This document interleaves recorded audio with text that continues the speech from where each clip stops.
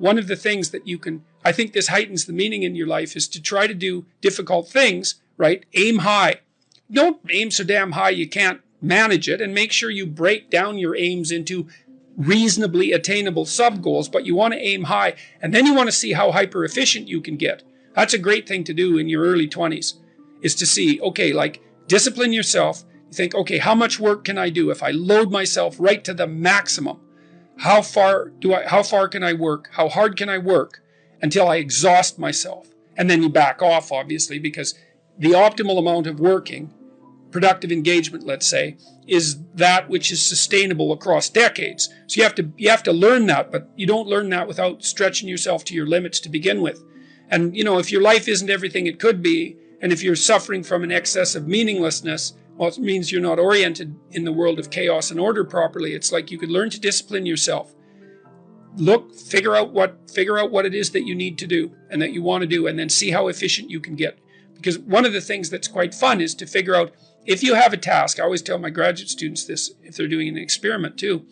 If you have a task that you have to do, it's really interesting to spend a few minutes, sometimes hours, depending on how long the task is. See if you can figure out how to do it from 5 to 10 times faster. It means you'll have to rearrange the way you think about it, but you can often do it. And that's how extremely productive people get so hyper efficient. It's unbelievable the degree to which our sanity depends on a functioning sociological structure. And here's why. Well, first of all, you kind of need to know what to do every day. You have to have a routine, because you're an animal, and if you have a dog or a cat, dogs are a really good example of this. Dogs like routine. They like to be walked the number of times a day that they're supposed to be walked, and they get quite sick very rapidly if you don't routinize their days. Children are exactly the same way. Now, you can overdo it, right? But still, you need to know approximately when you should get up. It should be approximately the same every day. You need to know approximately when you're going to eat. You need to know what you're going to eat. You need to know who you're going to eat with. You need to know where to buy your food. It's like 80% of your life, 70% of your life, something like that, consists of those things that you do every single day, that you repeat. Well, so you need structure, you need predictability, and you need more of it than you think, just to keep you sane. Now, if you're lucky, and maybe a bit odd, you can deviate 5% from the norm, or 10% from the norm, or something like that, carefully and cautiously, as long as the rest of you is all well ordered in a normative manner. You might be able to get away with that, and you might be able to sustain it across time, and people might be able to tolerate you if you do it, or maybe you'll get really lucky and you happen to be creative but reasonably well put together, and people will actually be happy that there's something idiosyncratic and unique about you. But even under those circumstances, mostly what you want is to have a routine that's disciplined, that's predictable, and bloody well stick to it. You're going to be way healthier and happier and saner if you do that. And then the other thing that you need, because this is one of the things the psychoanalysts got wrong, I think, is that they overestimated the degree to which sanity was a consequence of being properly structured internally, Because from the psychoanalytic point of view, you're sort of an ego, and that ego is inside you. And of course, it rests on an unconscious structure, but the purpose of psychoanalysis is to sort out that unconscious structure and the ego on top of it, and to make you a fully functioning and autonomous individual. But there's a problem with that, because the reason that you're sane as a fully functional and autonomous human being isn't because you've organized your psyche, even though that's important. The reason that you're sane if you have a well-organized unconscious and ego is because other people can tolerate having you around for reasonably extensive periods of time, and will cuff you across the back of the head every time you do something so stupid that people will dislike you permanently if you continue. And so what people are doing to each other all the time, just non-stop, is broadcasting sanity signals back and forth, right? It's like you smile at people if they're not only behaving properly, but behaving in a way that you would like to see them continue to behave. You frown at them if they're not, you ignore them if they're not, you shun them, you roll your eyes at them, you manifest a disgust face, you don't listen to them, you interrupt them, you won't cooperate with them, you won't compete with them. It's like you're blasting signals at other people about how to regulate their behavior so frequently, well, it just makes up all of your social interaction. That's why we face each other, and we have emotional displays on our face, and we're looking at each other's eyes, and we know as much as we can about what's going on with each other, given that we don't have immediate access to the contents of their consciousness. And so partly what you're doing with your routine is establishing yourself as a credible, reliable, trustworthy, potentially interesting human being who isn't going to do anything too erratic at any moment. And everyone else is around there tapping you into shape, making sure that that's exactly what you are. And that's how you stay sane. And so what happens to people too, if they don't have a routine and they get isolated, is they start to drift. And they drift badly because the world is too complicated for you to keep it organized all by yourself. You just cannot do it. So we outsource the problem of sanity. And it's very intelligent that we outsource the problem of sanity, because sanity is an impossibly complex problem. And so the way that we manage the incredibly complex problem is we have a very large number of brains working simultaneously on the problem all the time.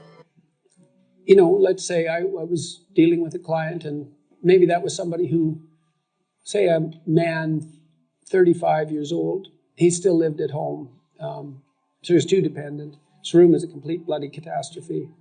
And, you know, he's living like a bratty 13-year-old. And that gets pretty ugly by the time you're 35. You know, and he knew it, and I'm sure his mother knew it, although obviously she put up with it, which was probably her mistake, at least in part. But maybe we decide, well, you know, let's start by cleaning your room.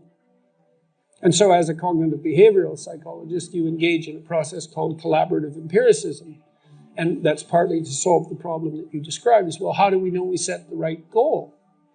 Well, we'd say, well, go try it. And just watch yourself like you don't know who you are, and come back next week and we'll see how you did. And maybe, I remember this one client, he came back and he said, you know, I went and got the vacuum cleaner from the closet, which is something I really never done. And I put that vacuum cleaner in the doorway of my bedroom, crossways, so it blocked the doorway. And then I just walked over it for a whole week.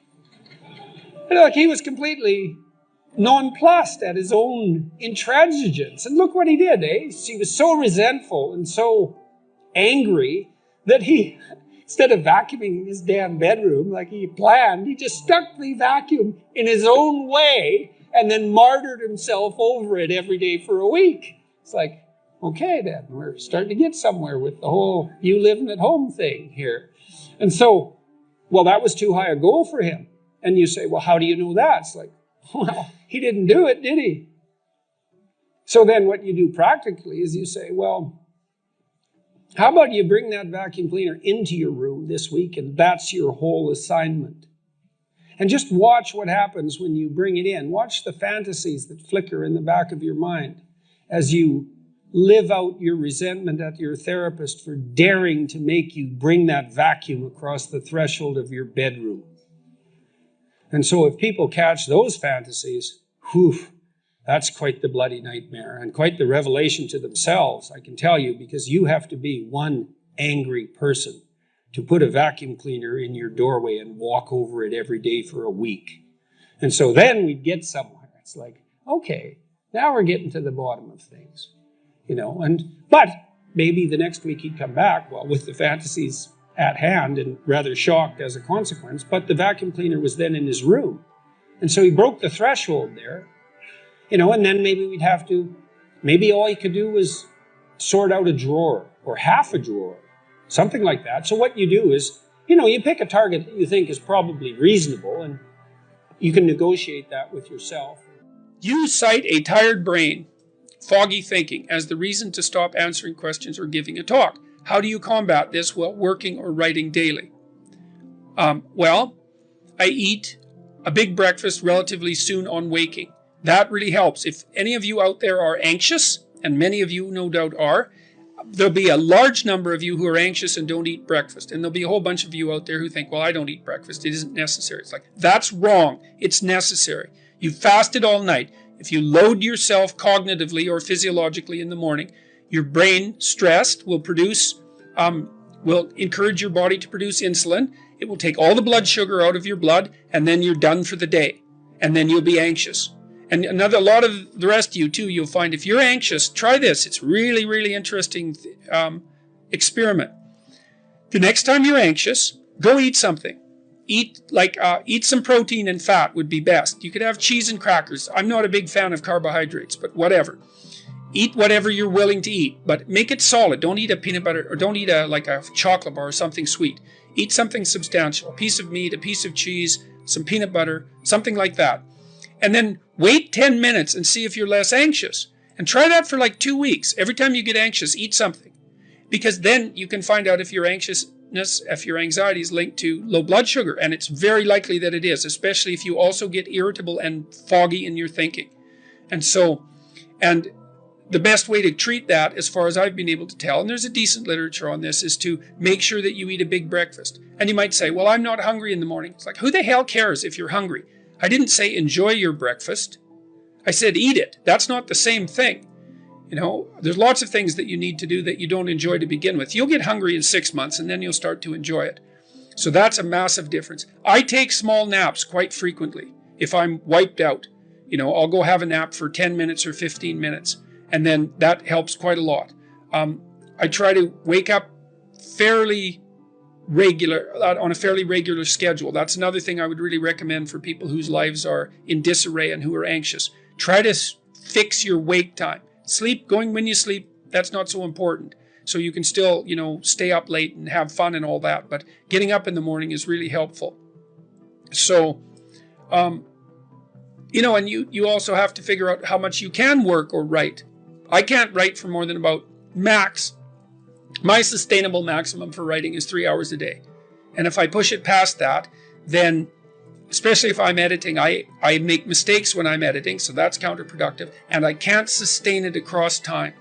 And so I don't really think you can do more than about 3 hours of extremely intense intellectual work a day. Although if you have a nap, you can stretch that, but I think at least I end up paying for it across time.